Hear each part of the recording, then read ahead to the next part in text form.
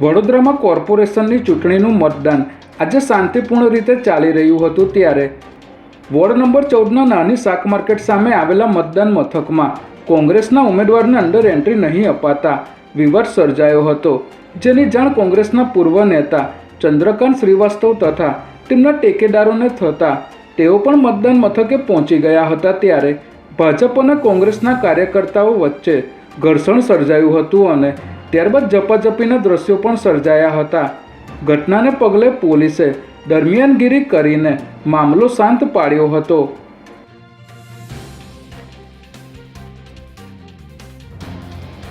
નરોડા પોલીસે દહેગામ રોડ પરથી પસાર થતી એક ક્રેટા કારમાંથી લાખોની કિંમતનો વિદેશી દારૂનો જથ્થો ઝડપી પાડ્યો છે। નરોડા પોલીસને બાતમી મળી હતી કે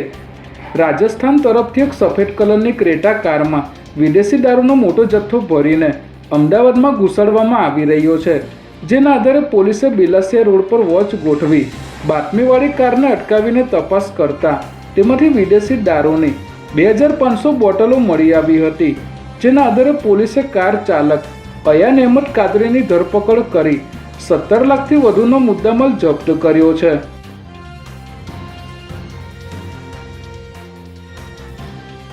આજે સ્થાનિક સ્વરાજ્યની ચૂંટણીને પગલે સમગ્ર રાજ્યમાં મતદાન પ્રક્રિયા હાથ ધરવામાં આવી છે ત્યારે કેન્દ્રીય ગૃહ અને સહકારિતા મંત્રી અમિત શાહ મતદાન કરવા માટે નારણપુરા સબ ઝોનલ ઓફિસ ખાતે પહોંચ્યા હતા, જ્યાં તેઓએ પરિવાર સાથે મતદાન કરી કામેશ્વર મહાદેવના મંદિરમાં દર્શન કર્યા હતા।